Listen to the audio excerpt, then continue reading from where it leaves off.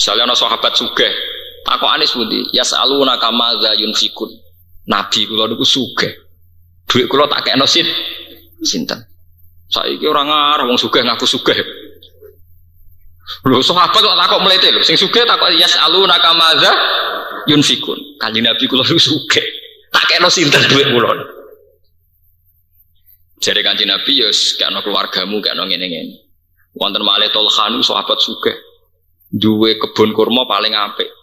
Baru ngoten ayat lantana alul birra hatta tunfiku mimma tuhibbun. Langsung disedekah.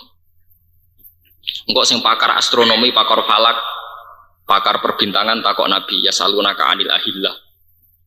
Engko sing wong wedok ngalami haid yasalunaka anil mahid. Saiki ora wong sowan kiai ini ben sugih. Ben utangi iso kesahur. Mungkin ini dia diutang ora iso nyaur. Kula ngerti takoki tiyang nggih ngoten. Sepundi Gus utang kula kata ora iso nyaur. Aku lah ora iso nyaur utangku cek kurang ae padha. Lah sepundi Gus supaya kula sugih. Aku dhewe ora sugih. Lah wong sing sowan nggo mobil yo donga sugih lho. Kiai ini sudah motor ra duwe kok tetep ngeki ijazah. Mestine kiai ini sing duwe ijazah sing sowan iku. Nek urusan sugih pinter sampean rene nggo mobil. Aku terima sepeda motor tuh. Nak carane tahajud pinter kula kiai. Nak carane golek dhuwit pinter jeneng. Jadi jenengan ngijazahi kula carane golek dhuwit, sampean tak ijazahi urusan tahajud. Niku barter jeneng. Ora tetep ora duwe dhuwit kok ngijazahi wong sing luwih duwe dhuwit. Waktu gale kok ning pondok Joko Tuwa ngijazahi dunya mahabbah. Ndekne dhewe nganti Joko Tuwa iku ora payu. Tetep ae ngedaro donga napa? Mahabbah. Pengasihan lho, pekarepe ku piye? Tunggale dukun tombok ngoten. Ndekne dhewe ora sugih disuwani gula 5 kilo seneng kok nebak nomor. Lah nek nomere dhewe ditomboki dhewe. Wong hadiah 2 miliar. Zaman SD SB nu sak miliar. Ono dukun-dukun sing omahe riyad kok dipercaya. Lah nek dene roh nomere dhewe rak ditomboki napa?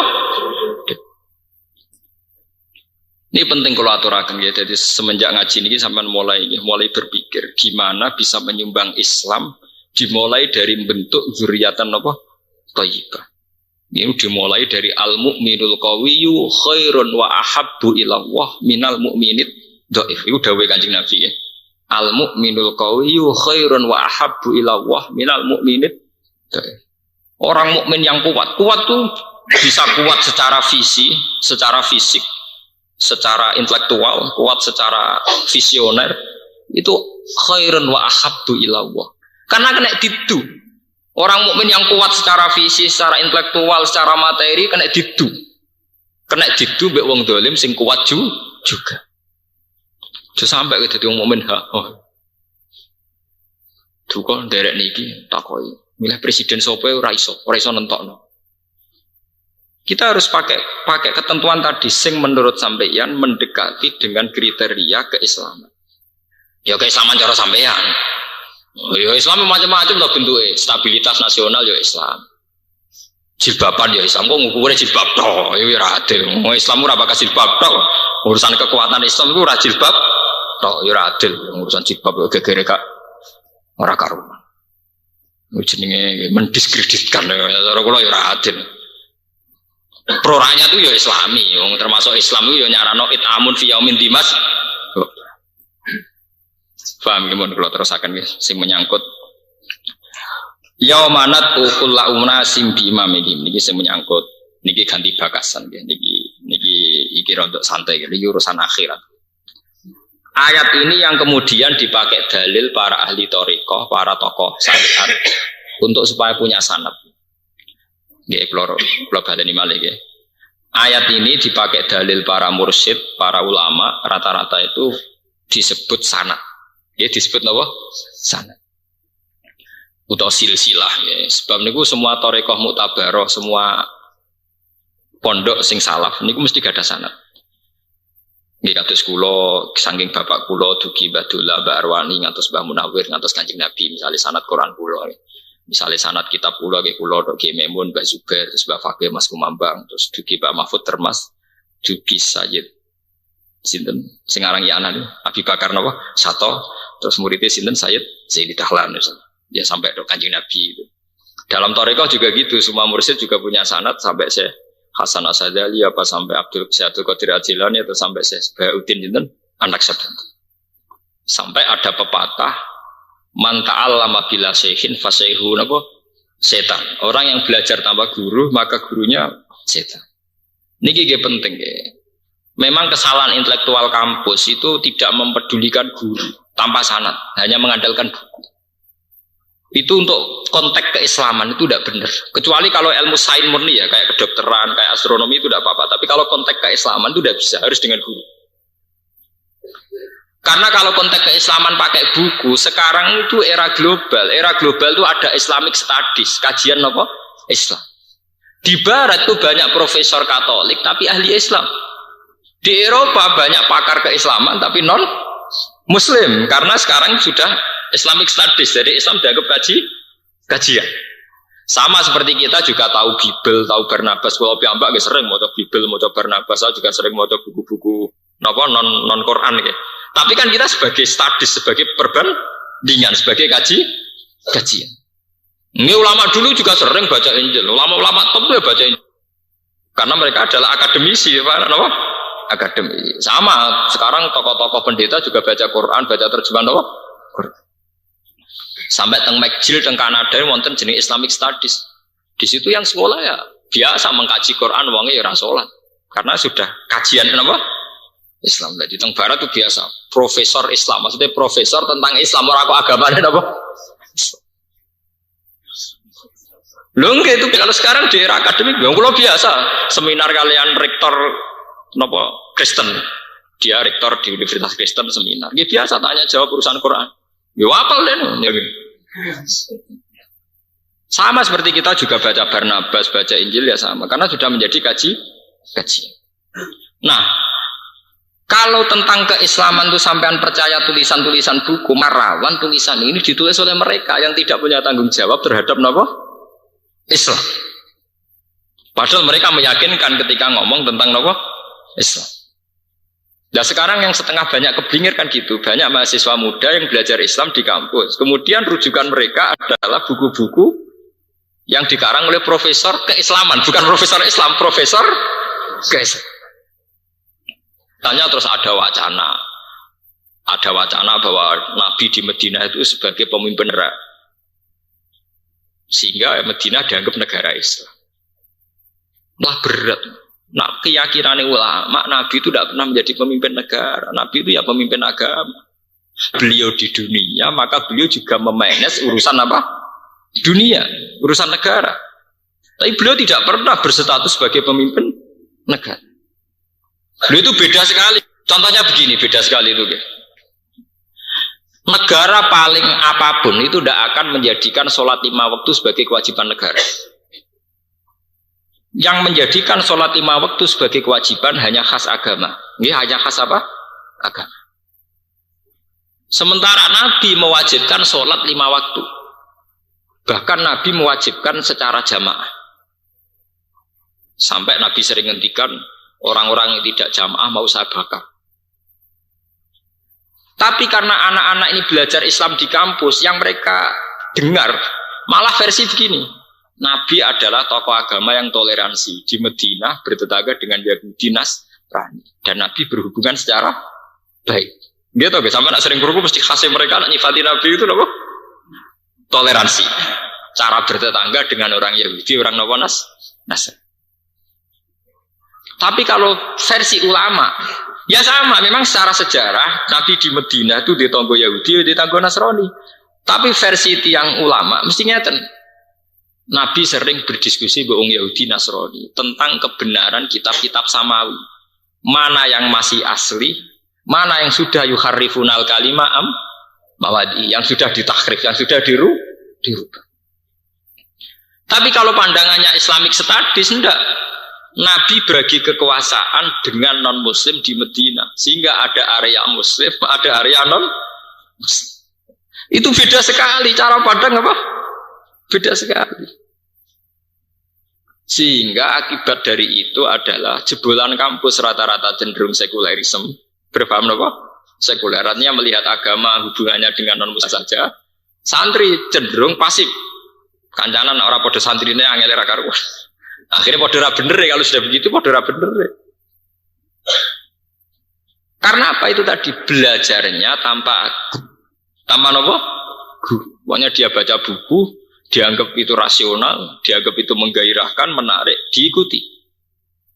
Sebab itu penting ya mana tuh kula unasim bi imami. Mulane kula sawi niku ngendikane ulama-ulama niku. Maka fatu bali ahli hadis. Ini satu napa? Ini satu penghormatan bagi ahli hadis. Karena imamuhum adalah Rasulullah sallallahu alaihi wasallam. Maka yang paling bejo niku ahli hadis. Mergo imami ahli hadis genge ketuane langsung Kanjeng Nabi sallallahu alaihi wasallam. Nak jare kula, yo wong Quran Allah.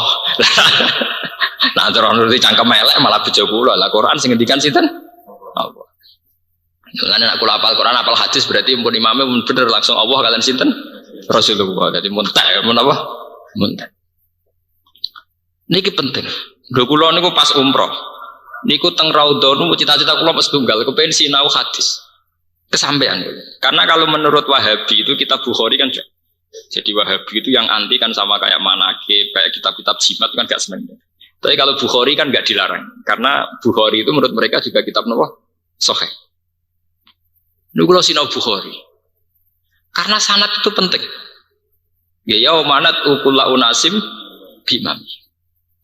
Ya contoh sanad penting misalnya ngeten nggih niki misale nggih. Asyhadu alla ilaha illallah. Kita secara nal itu arti kita sama. Ora ana pangeran kecuali Allah. Yang berhak disembah hanya Allah. Terus kita punya sanad bahwa saat muni illallah itu tangan musabbihatahu itu dilepas. Kalau kita orang-orang Sunni, nggih. Orang-orang Sunni ya. Kados kula nggih. Kula nek masalah ngoten niku kan anut Sunni ya, sebetulnya. Cuma dalam konteks Indonesia Sunni ku kan NU, sagep anut NU utawa anut wong cara kula niku teng Indonesia niku sing perlu didongakno niku pokoke NU, Muhammadiyah, Nahdlatul Ulama. Niku kelompok besar yang harus kita hormati. Meskipun kita tidak anti yang kelompok lain, tapi yang besar harus kita hormati. Karena as-sawadal kelompok besar. Mulane kula nu secara pribadi kadang beda dengan NU dengan Muhammadiyah, tapi yang sering saya doakan tuh NU, Muhammadiyah atau Nahdlatul Ulama. Pokoknya yang kelompok besar. Kelompok besar ini penting untuk menjaga keserampan apa? Masa. Kowe nak nuruti kelompok-kelompok cilik senajan to bener ku aneh-aneh. Misalnya kayak An-Nazir itu mungkin bener, mergo duwe dalil. Misalnya Nabi ku rambutnya dipilok. Tapi wong sampai jamaah milok rambut barang ngono maksudnya. Artinya mungkin sudah benar, memang Nabi itu rambutnya kan apa? Dipilok. Sehingga jamaah Nazir Pak, rambutnya apa? Dipilok. Nabi miloknya kan ahmar, mulai jamaah Nazir miloknya apa? Ahmar. Tapi masalahnya dalam konteks Indonesia, sing milok rambut itu penyanyi rock gitu. Masalahnya dalam konteks Indonesia itu, sing seneng milok itu jamaah sholat atau jamaah rock? Nah, sampai nak ngaji riwayat-riwayat kan di Nabi rambutnya apa? Disemir toh kira. Sakjane ini gue buatin disemir permanen ini buatin. Dulu itu kalau mau perang, niku rak wong tua rambutnya pun putih loh. Pun apa? Putih. Lah nek ketok putih alah wong tuwek dijengkangno ra wis kenek. Paham ya? Akhire ora ono wibawane, ben ra ketara tuweke kan apa? Nyemir terus sejarah. Ora kok nyemir gaya-gayanan kok penyanyi rock lho, Bu. Niku sami kalian sejarahnya nyabu ngeflare. Riyen wong kafir nak ape perang niku ngeflare riyen. Wong nak mabuk ra kondel. Wong Islam ora mabuk, ora pati kentut. Mulane riyen arak nak dihalalno. Dina ape perang ngeflash ben padha kendel. Mulane arak nate halal. Paham ya? Nggo ngeflash, nggih napa? Ngeflash. Ben kendel maksudnya. Ora kok ning omah ya tetep ngopo? Ngeflash iku keluwen. Nah ini kalau cerita, kalau nganti saat ini sering ndongaaken kelompok-kelompok besar, meskipun saya ada anti sama yang kecil, kados NU Muhammadiyah. Bagaimanapun keseragaman ini penting. Mergo sholat iso seragam begitu, dia tetap patang rakaat, cara sujud ya begitu, cara rukuk begitu. Teng Somalia, utawi teng daerah putih ini, Sumatera, teng Baros. Niku Islammu iku mau sholatnya 3 kali, hanya 3 kali. Terus engkau sampai yang pedalaman Purwodadi teng Islam sama aneh-aneh. Sehingga kita butuh mediasi, yaitu lewat as-sawadil adzab, yaitu cara sholat orang NU dan Muhammadi. Mulane sholat itu disunatno jamaah, lan jamaah disunatno ning masjid. Masjid itu artinya tempat umum, kados mushola kita termasuk. Niki kula tak cerita ijtihad. Dengan sholat di masjid di musola secara terbuka, sholat itu jamaah itu kan wajib, fardhu napa? Kifayah. Maka ada standarisasi sholat, ada ukuran umum tentang napa? Sholat. Mergo sholat nak gak ono standare, orang akan subjektif. Misalnya sholatnya ora di dhuwit nak sujud suwi. Sing utange akeh nak sujud suwi. Sholatnya wong seneng cepet. Nah, dengan jamaah ini kan ono standar, cek sing sumpek, cek sing seneng ya sholatnya modelnya begitu. Paham ya? Begitu juga menyangkut sendakep. Sendakep umumnya kan ngene, jaman survei ning musala sing bisa itu, ono sing mireng ngene. Ono sing ini standar. Sampean kalau ke Turki, nah niku nak salat kados tiang baris. Sampean nak delok teng TV-TV, nak tiang Turki salat tangane dilepas. Nang kleto Mbah Sakur sing nate haji, tiang salat nak Mekah aneh-aneh, mulai salate dilepas tangane napa? Ini mengko balike teng cerita pentingnya guru padha ngecolot driji nggih padha. Nah itu tangan membentuk angka 51, terus ngeten pas ilawah dilepas. Wa harraka musabbihatahu. Njen kanjeng hadise yo nyakang, hadis ning Bukhari yo nyakang. Wong Nabi ngubah-ngubahno musabbihatahu. Nah cara NU, cara Muhammadiyah, supaya cara Muhammadiyah dalam ini kan padha. Pokoknya sangka digegem dilepas. Nah dilepas itu jenenge ubah. Wong sapa meneng dadi obah rak jenenge obah. Tapi sebagian kelompok Islam diobahnya diubah-ubahno terus. Lha iki tenan iki cerita nih. Diubah-ubahno terus. Mergo filosofine iku ditempleki setan ben kepleset. Wah.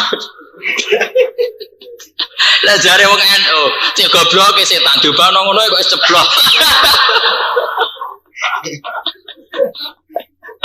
Oh lagi mosok ngubar ngono sisa napa? Nyeblokno napa? Setan. Penting, jadi as-sawadil adzab penting. Kados NU, Muhammadiyah, Wahabi ini penting. Kula nu setuju. Kula nu anggere salat istihad teng pangeran wis ah, kowe bae ngalim lah, duwe pendapat pribadi lah, kudu anut umume wong.